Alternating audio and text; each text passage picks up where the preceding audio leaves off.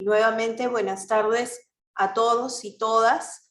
Es un gusto para mí estar con ustedes y que podamos compartir esta buena práctica que implementamos en el Jurado Nacional de Elecciones a raíz de un fenómeno que ya todos conocemos como es el de la desinformación y las fake news. Yo les voy a inicialmente hablar sobre cómo es que nació la idea de implementar un comité técnico de fact-checking en el Jurado Nacional de Elecciones, cómo se hizo esta creación y cómo está conformada en un inicio de esta creación, ¿no?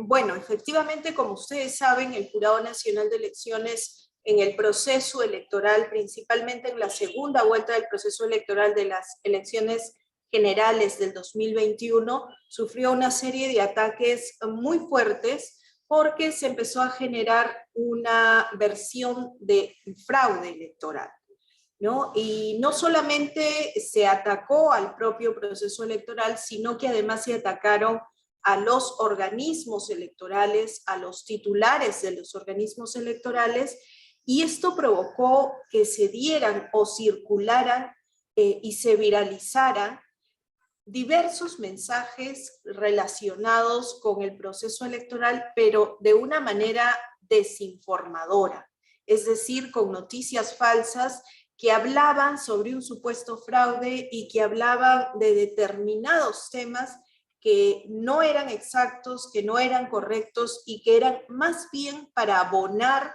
a ese concepto o a esa teoría del fraude a partir o en base a noticias falsas y a desinformación. Entonces, teníamos todo este proceso de ataques y de desinformación y era insuficiente poder responder de repente a alguna desinformación, era insuficiente simplemente responder y decir que esa noticia no era correcta, ¿no? Y que lo correcto era tal. Entonces eran respuestas como que muy reactivas y demasiado efectivistas del momento, ¿no? Pero no teníamos, digamos, una posición ya más institucional o un proceso real de verificación de las noticias. Entonces, lo que definimos es que teníamos que hacer no simplemente una respuesta que sea reactiva, sino que queríamos implementar un comité técnico que estuviera conformado por especialistas y que pudiera responder mediante un proceso de verificación, es decir, un proceso de verificación requiere además investigación. No es únicamente decir que lo que tú estás diciendo no es correcto y dejarlo allí, ¿no? Lo que nosotros quisimos hacer es que hubiera un proceso de investigación, de poder acudir a fuentes y tener conceptos reales basados en normas, basados en diversas fuentes para poder contribuir a la verificación de una noticia falsa. Entonces, es así como surge la idea de implementar un comité técnico de fact-checking, porque además necesitábamos ver algún tipo de fórmula de cómo responder con una base sólida y de responder de una manera más rápida. Entonces, efectivamente, tuvimos que conformar este comité con especialistas de la propia institución, que son quienes saben sobre cada uno de los temas que nosotros detectamos que eran los que más circulaban en redes sociales. Con esos especialistas conformados en un comité técnico, es que ya teníamos de una manera más rápida las respuestas basadas en lo legal, basado en una información oficial sobre alguna desinformación o alguna noticia falsa que aparecía en las redes sociales. Que ha sido insuficiente, probablemente sí, porque las noticias falsas, o sea, tienen una velocidad mucho más alta que hacer una investigación sobre cuál será la respuesta o la verificación de esa noticia falsa. Y por otro lado, porque esa noticia falsa va a tener mucho más, digamos, facilidad de enganchar a la audiencia, al elector, a quien está leyendo, que la verificación de una noticia, ¿no? Entonces yo quisiera, no sé si podrían pasar el PPT. Si podrían a la siguiente, porfa, en el PPT. O si no, vamos avanzando. Bueno, ahí están en las diapositivas. Si es que pueden en algún momento, Mónica, para que nos ayuden avanzando el PPT. Sí, no te preocupes, ahorita se ha congelado, estamos intentando, pero danos un minutito y damos continuidad al PPT. Ahí está. Sí, bueno, esto solo para explicarles el concepto que manejamos inicialmente, que es un poco lo que se viene viendo a nivel de lo que es la infodemia, ¿no? El exceso de información y la información que te llega de todos lados y que no la procesas correctamente. Para nosotros significaba, y tomando modelos de otros países, que las fake news y la desinformación son también un virus, ¿no? Son también una epidemia.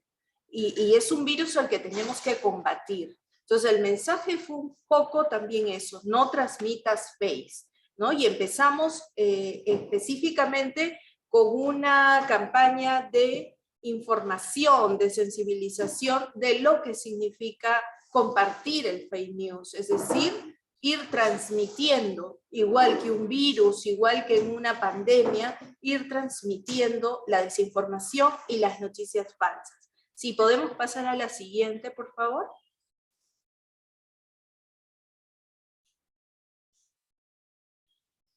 A la siguiente para poder contarles cuáles son las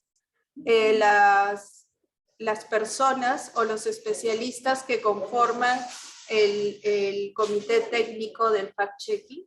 Si podemos pasar, si no me comentan para continuar con la siguiente etapa de la exposición. Ahorita vamos a ver la demora, discúlpanos un momento, la red está un poquito cargada, pero ahí está, ahí vamos, ahí nos quedamos. Eso es, gracias. Ok, entonces el Comité Técnico de Fact-Checking está conformado actualmente por un responsable que es un coordinador general de todo este equipo, porque es quien ejecuta, que es un representante de la Dirección de Comunicaciones e Imagen.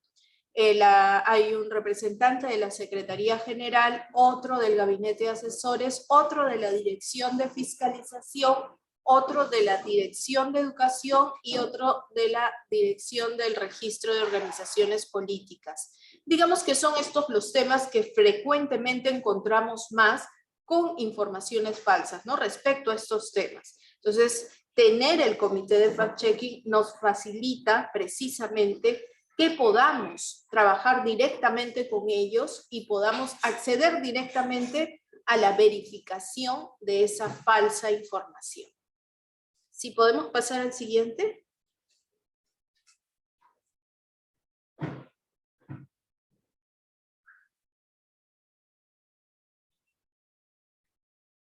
Y ya mientras carga la red, ahí está. Esa fue la campaña de lanzamiento, que era lo que les comentaba. Cómo iniciamos en la campaña de lanzamiento del Comité Técnico de Fact-Checking, ¿no? Con alguna información que trataba de sensibilizar a quien iba a recibir este proceso de verificación, ¿no? Son las redes sociales una fuente confiable de información, sabes cómo detectar noticias falsas. Es cierto que esta noticia tiene muchos likes, en el Facebook dicen que, o sea, son normalmente este tipo de situaciones con las que nos encontramos cuando estamos ante una noticia falsa. Y es lo que intentamos primero, como empezar a introducir a los seguidores de nuestras redes en esta conformación del Comité Técnico de Fact-Checking, ¿no? Bueno, y ahora sí, me gustaría darle pase ya a Carla Ramírez. Carla Ramírez es precisamente, hace un momento les comentaba cuál es la conformación de este Comité Técnico de Fact-Checking y quien coordina centralmente y ejecuta todo este proceso de verificación es Carla Ramírez, que es nuestra fact-checker, a quien le doy el pase y ella les va a hablar un poco de cómo ya nos fue y cómo se dio la ejecución en la segunda vuelta de este comité técnico de fact-checking y los protocolos que hemos usado para precisamente ejecutar el fact-checking en el Jurado Nacional de Elecciones. Carlita, te cedo la palabra. Gracias, Janet. Buenas tardes a todos. Si me pueden ayudar yendo a la diapositiva número 6. La diapositiva número 6 sobre pasos del proceso de verificación. Muy bien. A ver, todos ya estamos en el módulo 3, ya conocen bien el desarrollo, el proceso, primero la gravedad de esta enfermedad, de este virus que corre rápido, de las noticias falsas, desinformadoras, fake news, y se ha venido trabajando ya de manera internacional en cómo afrontarlas. Incluso hay académicos que hablan de un futuro de crisis, que quizás ustedes también ya lo escucharon, a una especie de apocalipsis informativo, porque en un futuro las personas pueden llegar a desconfiar sobre la veracidad de tal noticia o no, porque la cantidad de mentiras interesadas que se difunden cada vez es más masiva gracias a las redes sociales. Nosotros hemos tomado, dentro de esos avances académicos internacionales, hemos tomado el proceso estándar, el protocolo estándar a nivel internacional de verificadores y chequeadores de reputación internacional. Incluso hemos tenido, gracias a coordinaciones del propio Jurado Nacional de Elecciones, charlas y conversaciones con una especie de comité de fact-checking, así como acá hay en Perú del jurado, en Brasil también existe, ¿no? En la Secretaría Electoral de Brasil también existe un equipo como el nuestro. Los pasos que tomamos, voy a ir muy rápido con esto, es el de seleccionar, detectar, monitorear una noticia falsa que tenga características que la hagan peligrosa o relevante para fines desinformativos, ¿no? Para ello nosotros chequeamos siempre quién es el emisor, ¿no? ¿Quién es el interesado en difundir esta mala información? El número de likes que va teniendo, la proyección o no de que pueda ser tendencia, de que pueda repartirse, difundirse, ¿no? Estas cadenas en WhatsApp donde dice muchos enviados, ¿no? O algún político importante y conocido que difunda una noticia, ¿no? Entonces, al momento de monitorear, detectar, hacemos esta evaluación de qué tan importante y peligroso puede ser esa noticia falsa. Vamos a la fuente original y nos ha pasado la experiencia, les comento, ir a una fuente original y que nos diga, ¿no? Porque se detecta a veces, no en WhatsApp, no en las cadenas, pero sí se puede detectar, por ejemplo, en Twitter, ¿no? Porque mucha gente sale con nombre y apellido. Y sí les debo comentar que tocó la experiencia de 2 o 3 personas, líderes de opinión, no políticos, que emitieron información y fuimos a esta fuente directa a advertir que lo que estaban diciendo no era real, era falso, ¿no? Y nos tocó la buena experiencia de que borraron la información. También nos tocó la experiencia en un caso de gente que saca otro tuit como para aclarar lo dicho antes, lo mal dicho antes, pero no lo borra. Por ego, porque conseguí muchos likes, por cierto interés, a preferir que igual la noticia falsa corra, no lo sabemos, pero también ha pasado esa experiencia.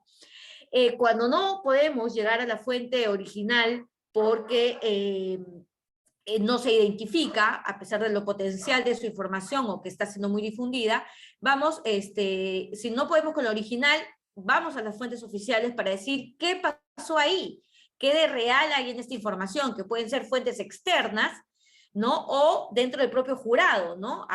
Yo soy periodista, soy investigadora, pero no soy abogada ni soy experta en materia electoral, entonces voy a nuestro equipo de expertos que, como Janet ya les mostró a ustedes, el comité está integrado por gente profesional, técnica, que sabe de su materia. Entonces, ante ellos les pregunto qué puede haber de cierto en esto, ¿no?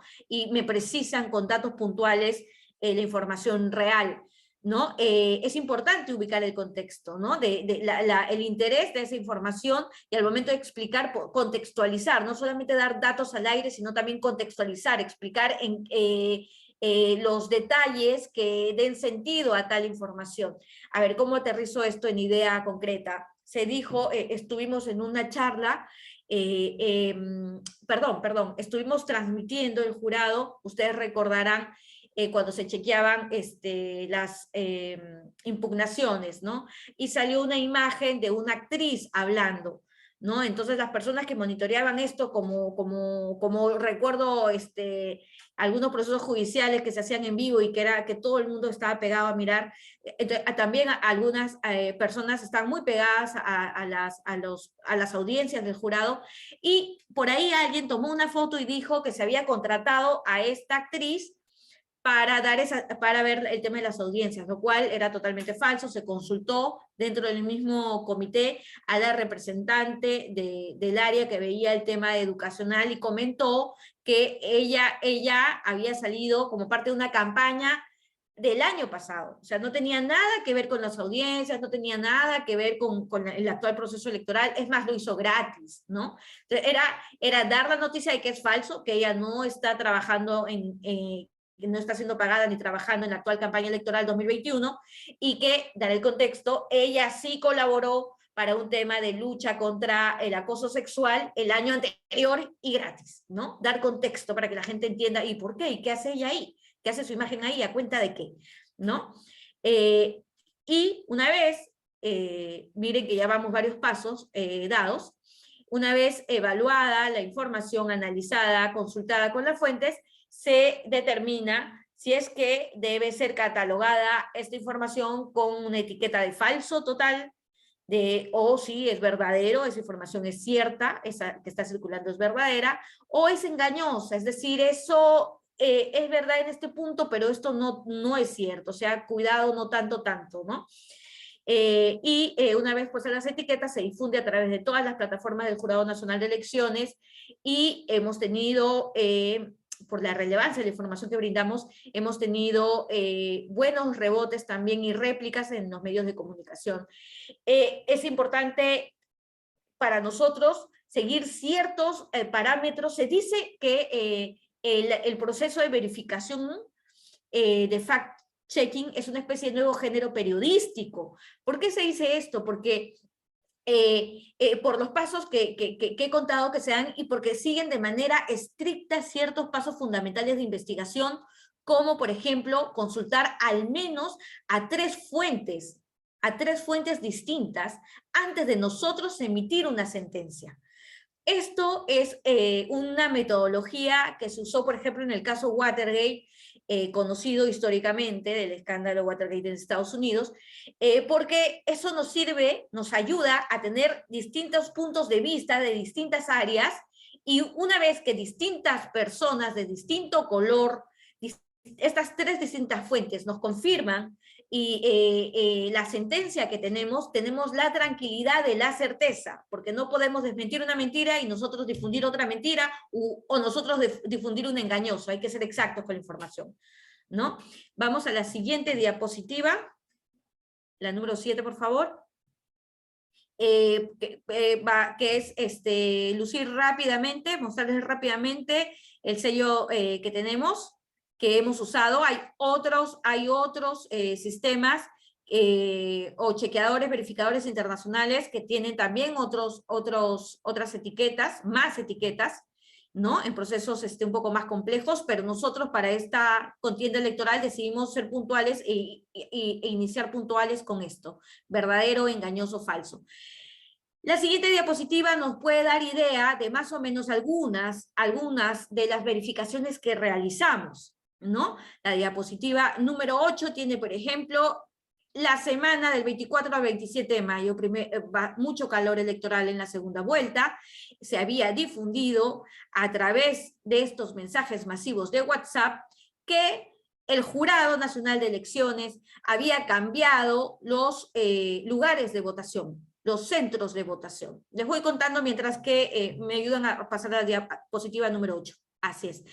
Esta cadena de WhatsApp decía que el jurado había cambiado a último momento, generando caos, y que la gente no iba a llegar, y que yo vivo, no sé, en Arequipa y ahora me voy a tener que trasladar a Cusco, cosas por el estilo. Eso era totalmente falso. ¿no? Pero a pesar de lo evidente, porque no trabajamos con lo evidente, nosotros tenemos que investigar en lo más rápido posible, pero tenemos que seguir un método que nos acerque lo más posible a la verdad, ¿no?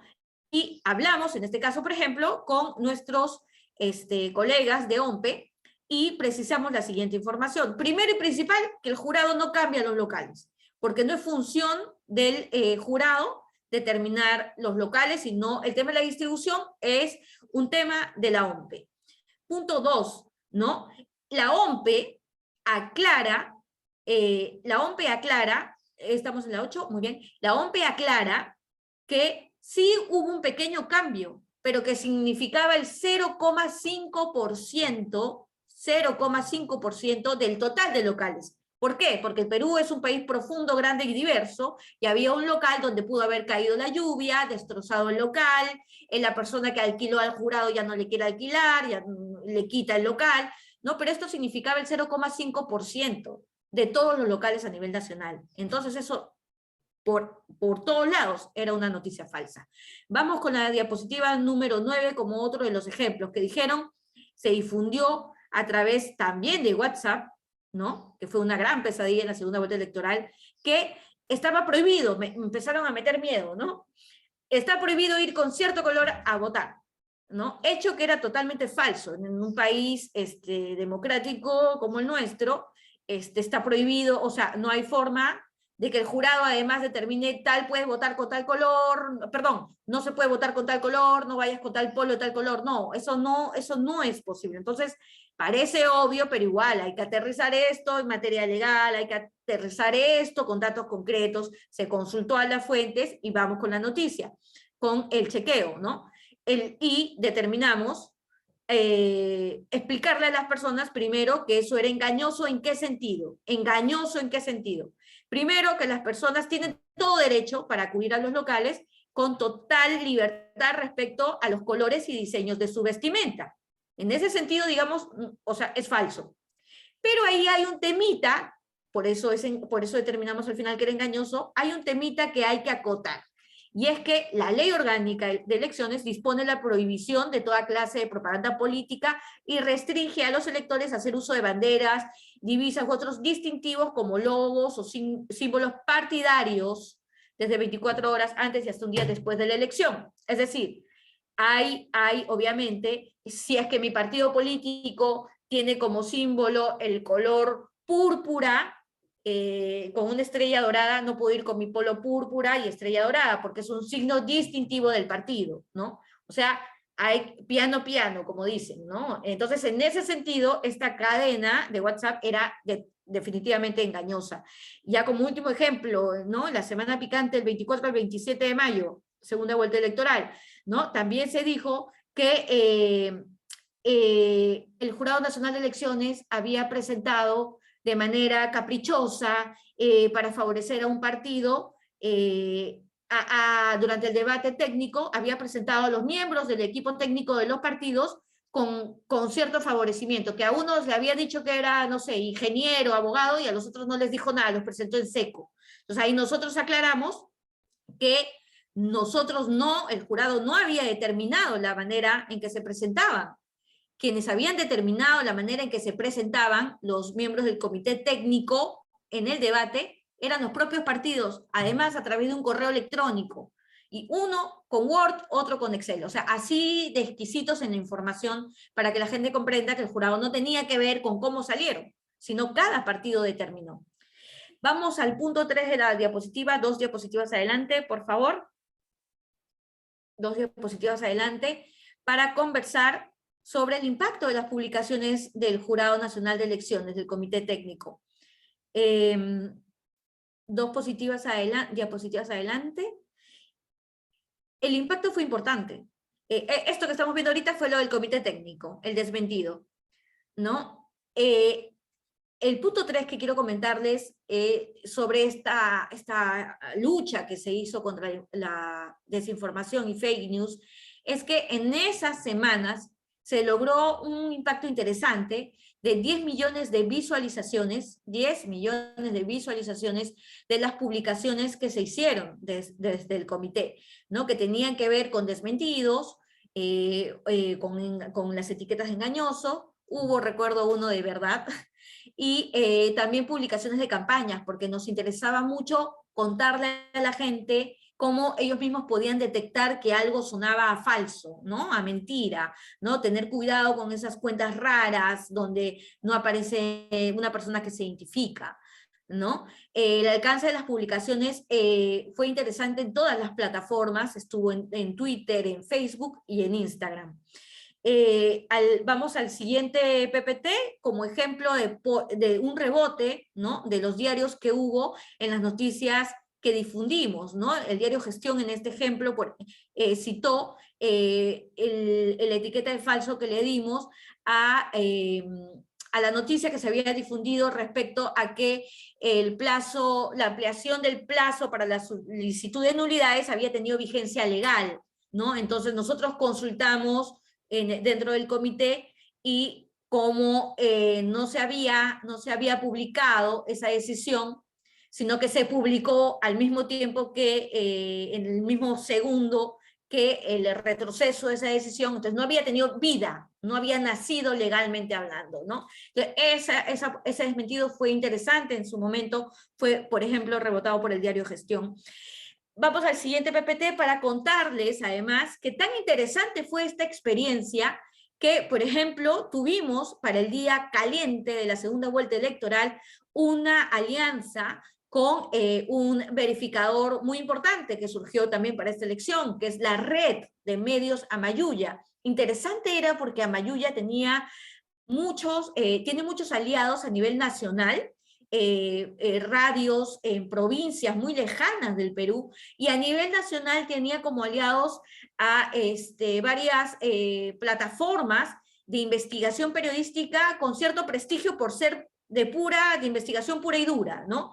Entonces fue muy bueno para nosotros lograr conversar y tener una alianza para trabajar puño a puño el día de la segunda vuelta electoral con la red Amayuya, y logramos que se difundieran noticias corroborables por ambos. Vamos a la siguiente diapositiva como ejemplo de ese día de mucho calor, en el que se difundió, por ejemplo, que era obligatorio, y citaban ejemplos, ¿no? Fotografías, que las actas electorales tuvieran la firma de los personeros, era una obligación, lo cual se tuvo que desmentir, ¿no? Eso es falso. La obligación, según la norma, es que el presidente de mesa consignara su firma, pero en el caso de los personeros esto era opcional, ¿no? Entonces se reaccionó con este desmentido que fue difundido por el Jurado Nacional de las Elecciones con sus alcances, pero también por todos los miembros de la red Amayuya a nivel Lima y a nivel del interior del país. Vamos a la siguiente diapositiva para contar esta etapa en la que hubo además buenas reacciones de parte de algunos medios nacionales que citaron el trabajo que se hizo desde OMPE, hizo una gran labor desde su área de redes, y también el jurado a través del Comité Técnico de Fact-Checking. Y en la siguiente diapositiva van a poder ver una cita que hace la Organización de Estados Americanos al trabajo que se hizo desde aquí.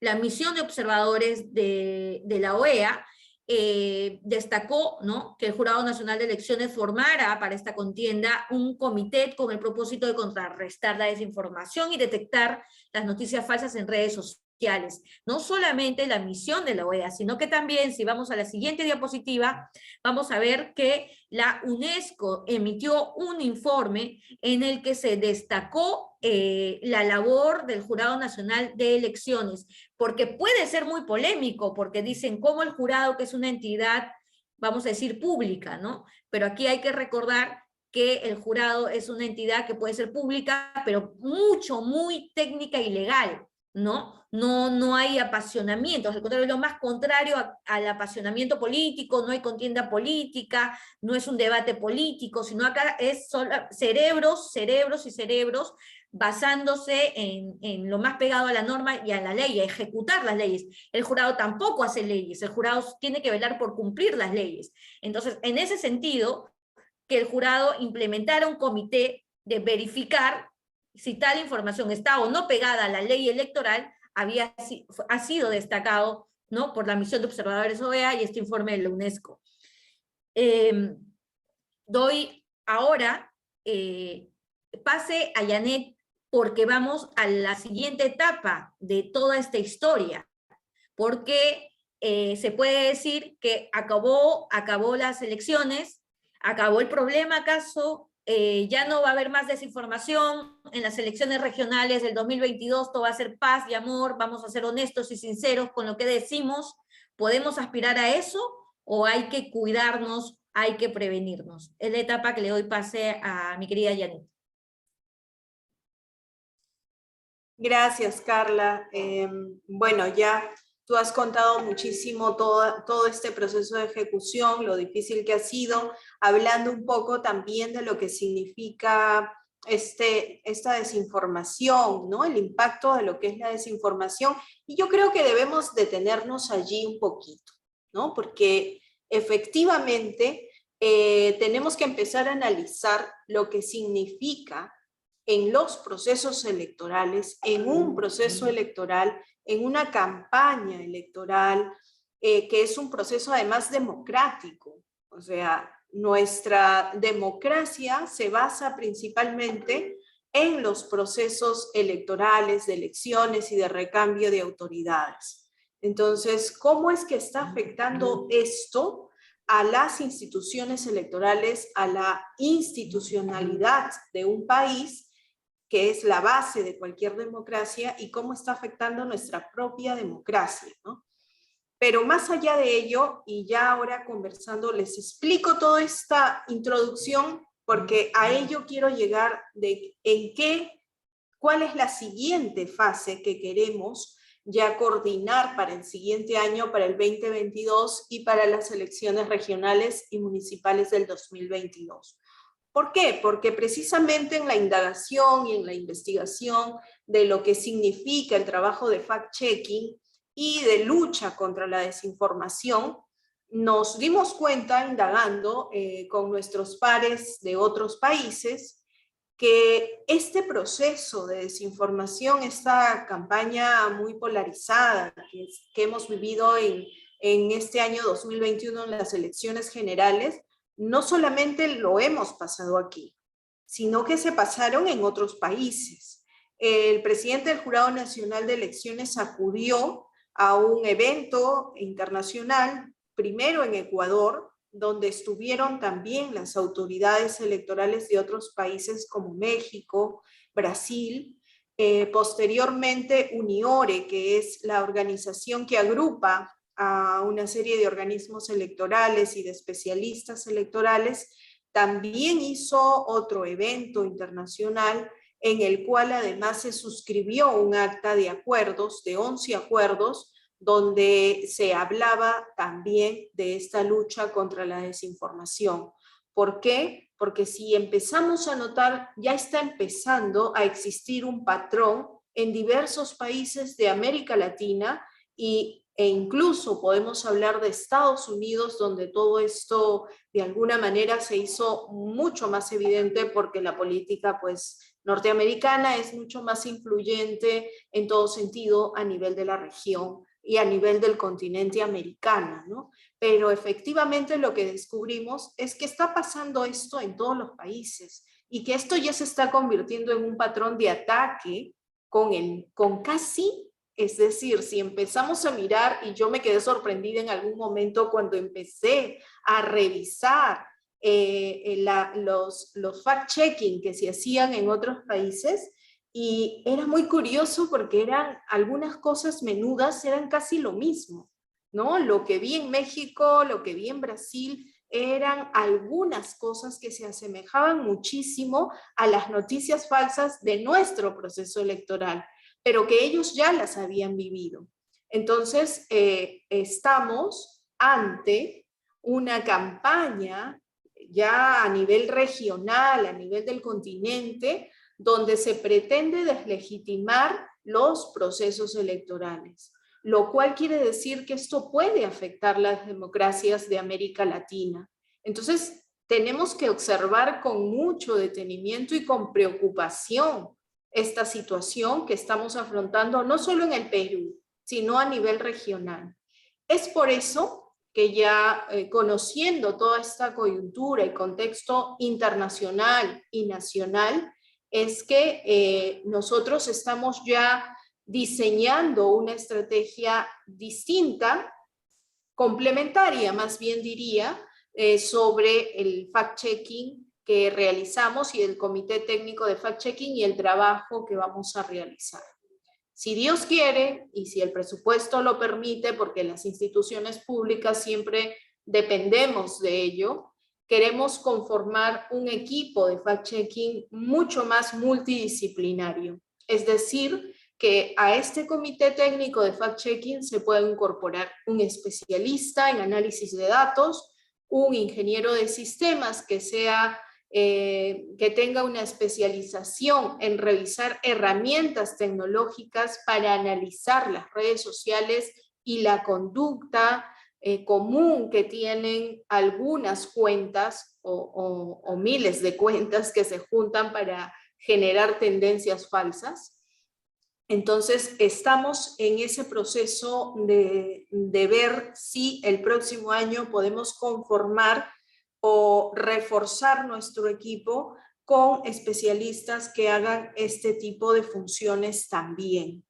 ¿Y por qué? Porque efectivamente lo que queremos es no solamente trabajar en el proceso de verificación de las noticias falsas, sino que además también queremos contribuir y aportar algo en esta lucha contra la desinformación, teniendo a personas especialistas que puedan manejar herramientas de las cuales podamos obtener datos, una serie de datos que nos permitan precisamente ubicar de dónde proviene la desinformación, qué en común tienen todas estas cuentas alrededor que generan desinformación y hacer estudios sobre ello, utilizarlo en principio para nosotros diseñar nuestras propias estrategias de combate contra la desinformación y asimismo para también ponerlas a disposición del público y que conozcan estos análisis que están basados además en herramientas que han sido diseñadas o creadas por institutos de investigación o universidades, ¿no?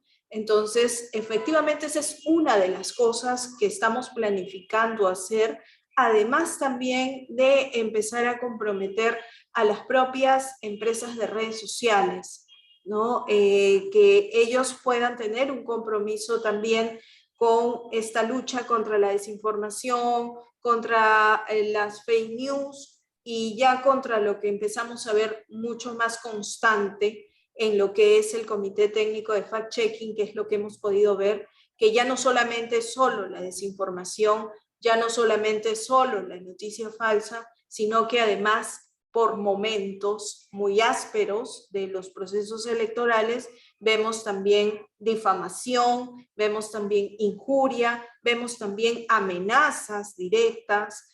Entonces, son todos estos elementos que las redes sociales también deben tener en cuenta y empezar a trabajar para que ellos mismos, desde la responsabilidad que les pueda tocar, puedan también trabajar con nosotros, con los organismos electorales, el tema del combate contra la desinformación y contra esta serie de elementos que ya son incluso más nocivos, como el ataque directo, la difamación, la injuria y las amenazas, que también se han dado. Precisamente por eso existe actualmente una medida cautelar que ha demandado la Comisión Interamericana de Derechos Humanos a favor del presidente del Jurado Nacional de Elecciones del Perú y que actualmente está vigente y existe no solamente para él, sino también para un fiscal peruano, es decir, que está comandado por quizá los mismos grupos, ¿no? Entonces, Esta es una medida cautelar que ha sido ordenada por la Comisión Interamericana de Derechos Humanos al Estado peruano, ¿no? Entonces habría que hacer también un seguimiento de ello, cómo va, pero todo ello está un poco basado y sustentado en estos ataques también por redes sociales, ¿no? Es decir, que tenemos que empezar a mirar con detenimiento lo que está pasando. Entonces, esa es un poco la etapa siguiente que va a tomar este comité técnico de fact-checking. No solamente realizar un proceso de verificación que es muy importante y que tenemos que seguir haciendo porque no podemos dejar que la desinformación sea lo que se viralice o lo que se masifique en lugar de la información correcta y verdadera, ¿no? Y además intentar convencer o sensibilizar o educar a toda la audiencia de las redes sociales o a los que podamos llegar de cómo poder detectar noticias falsas y cómo no ser parte de una amenaza como la que ya se está constituyendo las noticias falsas y la desinformación para las sociedades democráticas, ¿no? Entonces, sí creo que es muy importante que empezamos a tomar con más seriedad y con mucha más conciencia el problema de la desinformación y de las fake news, porque muchas veces creemos que puede ser algo ligero, que se da en redes sociales y no tiene mayor repercusión, pero no, ya vemos que va siendo, como les he comentado, un fenómeno a nivel de la región, del continente americano, y probablemente también se dé un poco en España. He podido revisar algún material de España, también si ustedes pueden revisar algún material, los documentales que se emiten en la Deutsche Welle, hay muy buenos documentales respecto a la desinformación y cómo se han tratado de hacer trabajos en Alemania, por ejemplo, o en Europa sobre la desinformación y realmente no se ha podido hacer mucho, ¿no?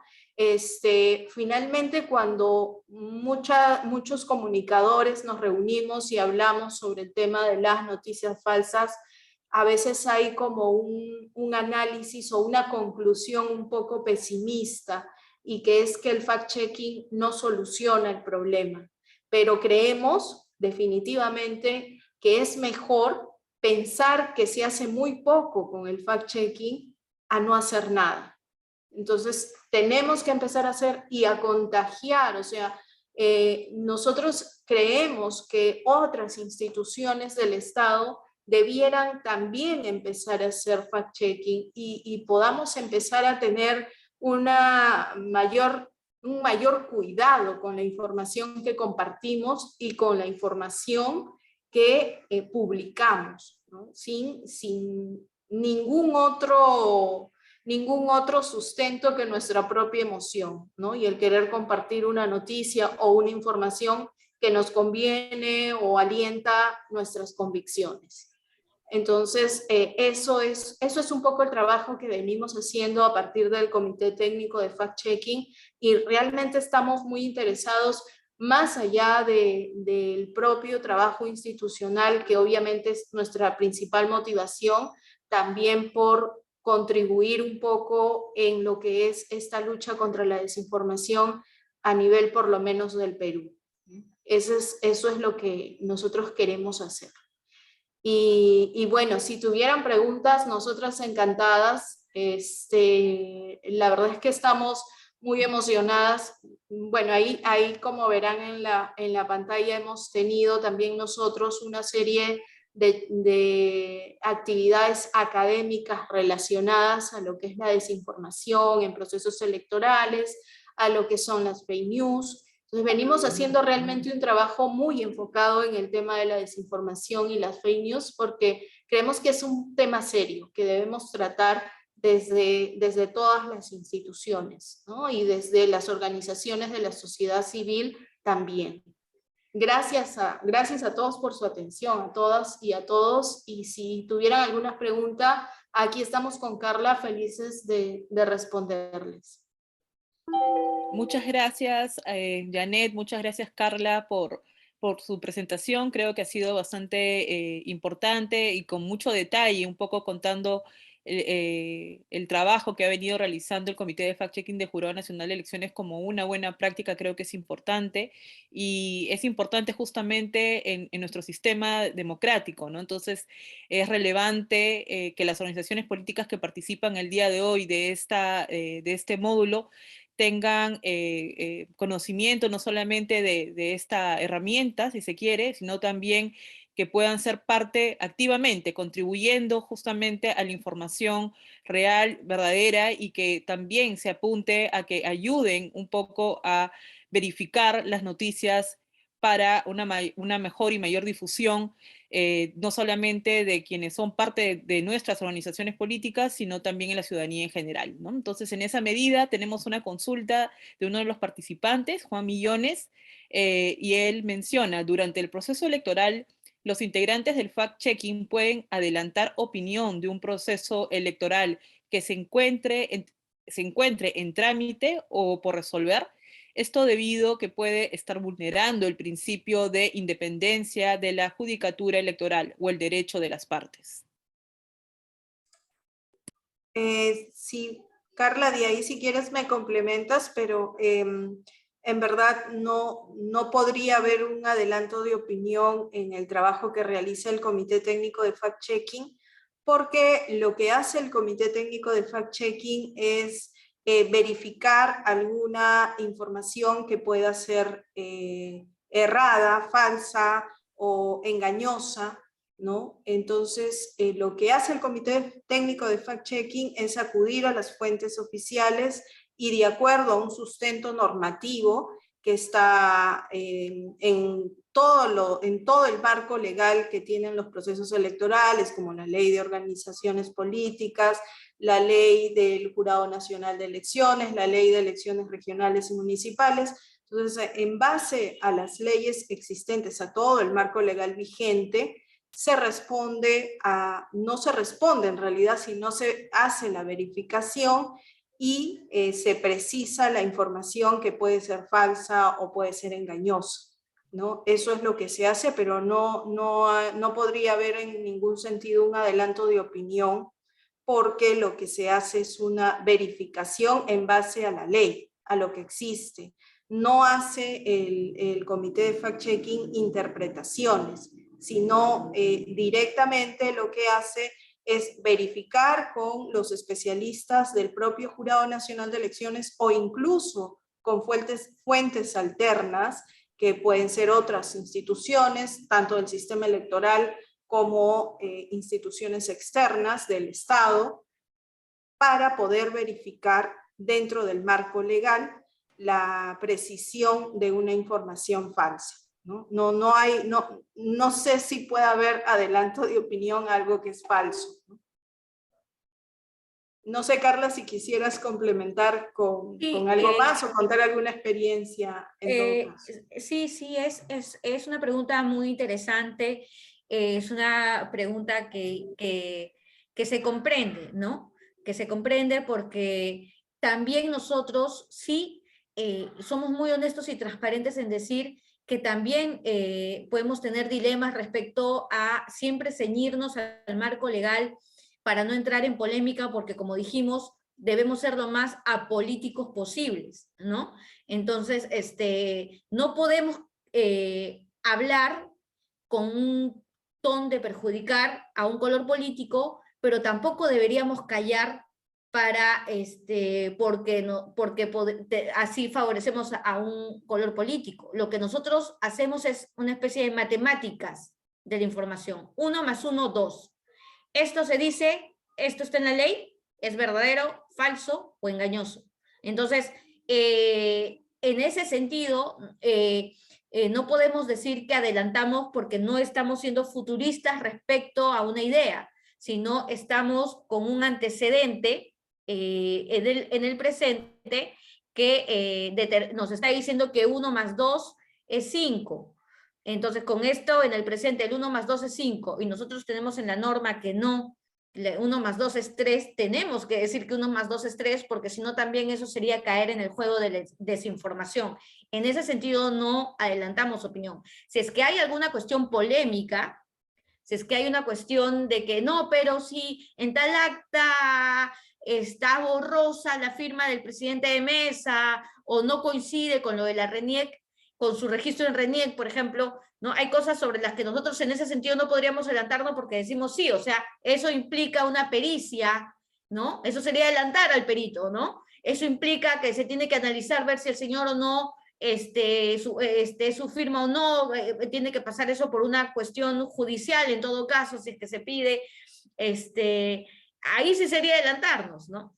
Pero ese no es el escenario en el que nos manejamos, sino también hacemos ese análisis, también nos hacemos esa pregunta, a ver, esto es una cuestión que va a implicar algún peritaje, que va a implicar futuras opiniones, o ya podemos opinar sobre esto, ¿no? Y todas las verificaciones que hemos realizado son sobre cuestiones concretas presentes, y no implica que falta un dato por verificar en un futuro, lo que sería lo mismo que adelantar. Muchas gracias a ambas. Tenemos un par de preguntas más. La primera es de Oscar Segura. ¿Cuáles son las diferencias puntuales entre engañoso y falso? De repente les digo la otra pregunta porque de repente también pueden ir respondiéndola. Es Guillermo Cuadros, también nos hace la consulta de qué acciones ha estimado realizar el Jurado Nacional de Elecciones para evitar la información falsa en el próximo proceso electoral del 2022, que un poco, justo Janet ya venía adelantándonos, pero de repente podría contarnos un poco más. Gracias. Gracias, Mónica. Empiezo por la última de lo que preguntaba Guillermo, me parece, de qué acciones ha estimado realizar el JNE para evitar la información falsa en el próximo proceso electoral del 2022. Y le dejo a Carlita la primera pregunta sobre la diferencia entre engañoso y falso.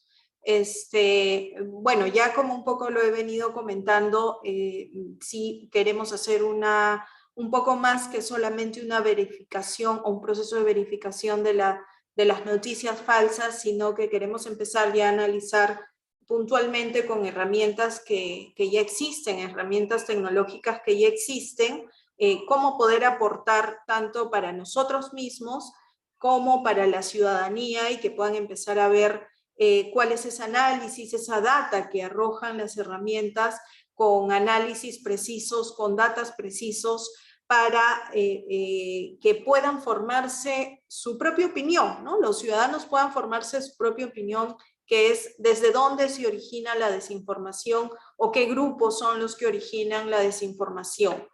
Y bueno, definitivamente, como decía hace un momento, nosotros estamos tratando de reforzar, porque les comento que a nosotros nos impresionó mucho cuando hablamos con el equipo digital de la OMPE, porque ellos tenían a 12 personas, ¿no?, trabajando para el combate de las noticias falsas, a 12 personas como parte de su equipo digital, verificando el tema de las noticias falsas.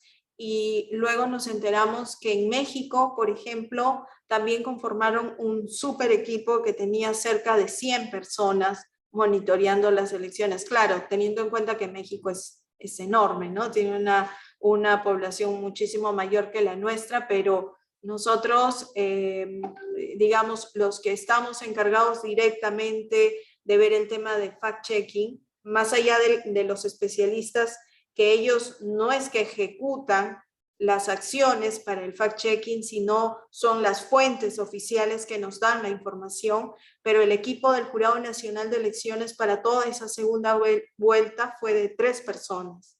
Entonces, cuando nosotros miramos hacia atrás, un poco que nos sorprendemos también de haber afrontado entre tan pocas personas frente a otros grupos que sabemos que fueron más numerosos, una campaña tan dura, tan fuerte, tan llena de desinformación como lo fue en la campaña del 2021, ¿no?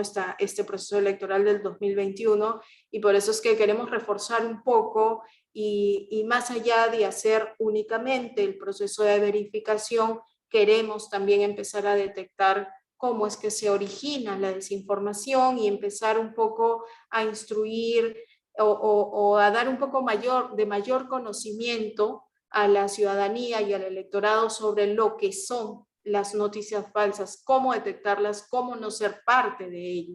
Es muy difícil, sí, porque estamos viviendo actualmente en una polarización absoluta donde no hay forma de entender, porque estás absolutamente ideologizado probablemente con un sector u otro, y tu creencia no la probablemente no la podamos romper, no podamos decirte que tal cosa es desinformación o tal cosa es una falsa información o una noticia falsa. Probablemente hay personas que no van a entender jamás, porque van a seguir creyendo que tienen una verdad, ¿no? Y que el que miente es otro, el que le dice cuál es la verdad. Entonces, pero pese a ello, nosotros queremos hacer esta campaña de sensibilización donde podamos ayudar a aquel electorado que todavía tiene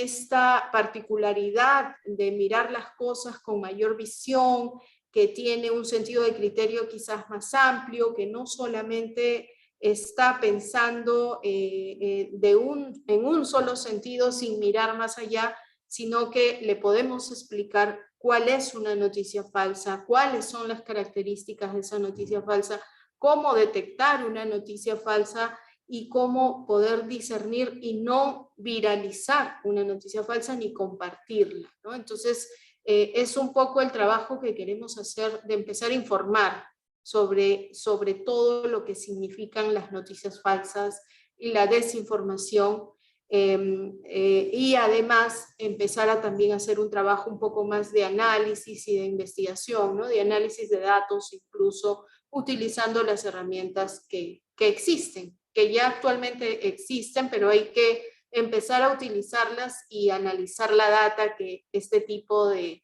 herramientas nos puedan brindar, ¿no? Eso es un poco lo que tenemos planificado para el 2022.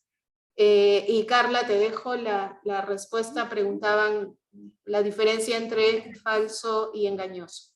Sí, la diferencia está en que el engañoso es para aquella información que tiene un pero en medio, ¿no? Lo falso es lo contundentemente malo, negativo, irreal. Ejemplo concreto, se dijo, recuerdo que a través de Twitter, algunos compatriotas en el extranjero reportaron que no había local de votación en Miami, que todos los compatriotas en Miami iban a quedarse con el voto al aire, porque no podían votar porque no había local. Se habló hasta con la Cancillería para reconfirmar, porque repito, no podemos pronunciarnos sobre lo obvio que sabemos y manejamos, sino que tenemos que reconfirmar con las fuentes, mínimo 3.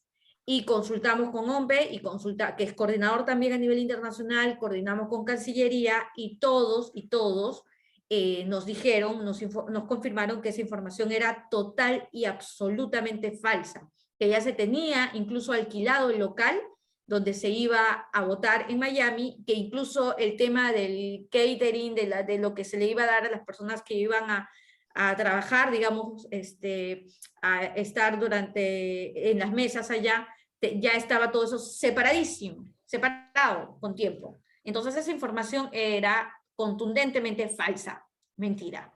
Engañoso es, en el ejemplo que di hace unos minutos, que hablaba de que no se debe ir con tal tipo de ropa, que por si acaso no vayan con colores distintivos de tal partido, porque los del otro partido los van a votar y van a perder su voto y va a haber problemas.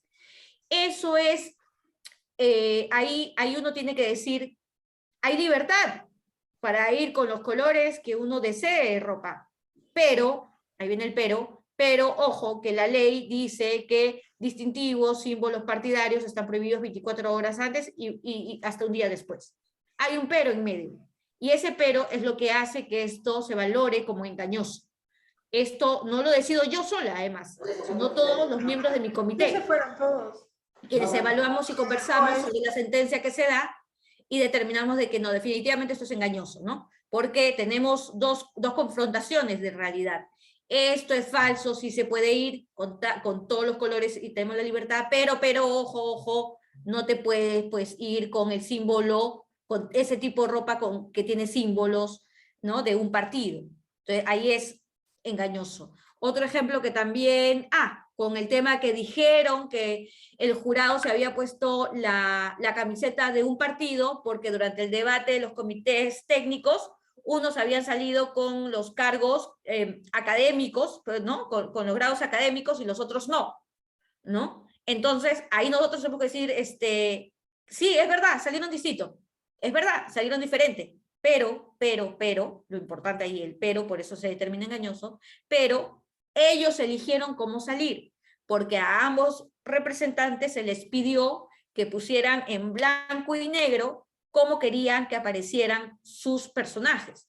Por ejemplo, si yo en el mundo político soy conocida, yo soy Carla Ramírez, pero soy conocida como Carloncha, el partido podía ponerme Carloncha Ramírez, ¿no? Pero si en el Excel, en el correo oficial, me presentaban como Carla Ramírez y la gente de pronto iba a decir, ¿ella es Carloncha? ¿O Carla? ¿Qué? Entonces, la confusión en la gente es tema de cada partido. Cada partido determinó a través de un correo oficial, yo quiero que mi equipo técnico salga así, ¿no? Sale como periodista o sale como abogada o no se le pone nada, simplemente miembro del equipo de economía o miembro del equipo de comunicaciones, eso cada partido lo determinaba. Entonces, en ese sentido era engañoso, porque sí es cierto, sí, es verdad, salieron diferentes, salieron distintos, pero, ojo, que cada partido era el que decidía cómo salir. Espero que haya podido servir mis ejemplos. Muchísimas gracias, Carla. Muchísimas gracias, Janet. Yo creo que sí, bastante claras las respuestas de ambas. Nuevamente les agradezco por su tiempo y por supuesto a todos quienes están acompañándonos el día de hoy. Un especial agradecimiento al Instituto Nacional Demócrata, a tanto a Andrea como a Diego, que han hecho posible también el llevar a cabo este tercer módulo y en general el llevar a cabo este curso de desinformación y noticias falsas y un poco proyectándonos ya a las elecciones regionales municipales 2022. Este es un inicio de los esfuerzos del Jurado Nacional de Elecciones en tratar de llevar cursos de formación y de asistencia que puedan contribuir a mejorar el trabajo que viene realizando las organizaciones políticas. Por supuesto, nosotros continuaremos ya en el siguiente año, estamos ya próximos a acabar este año, y hacerles algunos recordatorios muy importantes a todos los que están participando hoy, que es que si bien ya ustedes estamos dando cierre a esta parte de los módulos, tienen toda la información, es decir, todo lo que tiene que ver con materiales, los videos, todo está ya en el aula virtual, así que les pedimos por favor revisar y por supuesto también ahí van a encontrar no solamente los materiales, sino también las evaluaciones que por favor les pedimos concluir o digamos cumplir con esta parte para la obtención de sus certificados, que como ustedes saben es parte de, digamos, de la metodología, ¿no? En la cual nosotros ya desde el inicio se ha venido un poco hablando, que se tiene que cumplir con pasar los 3 módulos. Por favor, les pedimos ser muy dar una revisión a todos sus materiales antes de entrar a dar la evaluación. Todos los módulos están abiertos, todas las evaluaciones están abiertas. Aprovecho para pedir, por favor, también que a los miembros, integrantes de sus organizaciones políticas que no hayan podido participar el día de hoy, los inviten y que por favor les digan que no pierdan esta oportunidad y que por favor accedan al aula virtual. Es importante que puedan concluir su participación. Además, hemos visto el día de hoy, conjuntamente con el equipo de NDI, de Instituto Nacional Demócrata, dar un día adicional justamente para que puedan ustedes acceder a todos sus materiales y puedan cumplir con las evaluaciones de los módulos hasta el día de mañana, día lunes 13 de diciembre, hasta las 6:30 de la tarde. Es decir, estamos ampliando, ustedes sabían que acabamos el día domingo con la evaluación, pero creemos conveniente también para darles un poco más de tiempo, ampliar esta fecha hasta el lunes 13 hasta las 6:30 de la tarde, a fin que puedan todos concluir satisfactoriamente este curso, que es digamos, una primera edición y ya una vez iniciadas las elecciones regionales municipales, llevaremos a ustedes otra propuesta, de repente también de interesante, que pueda contribuir al trabajo que vienen ustedes llevando a cabo como organizaciones políticas. Muchísimas gracias a NDI nuevamente, a Andrea, a Diego, por todo el apoyo durante todos estos días. Muy buenas tardes.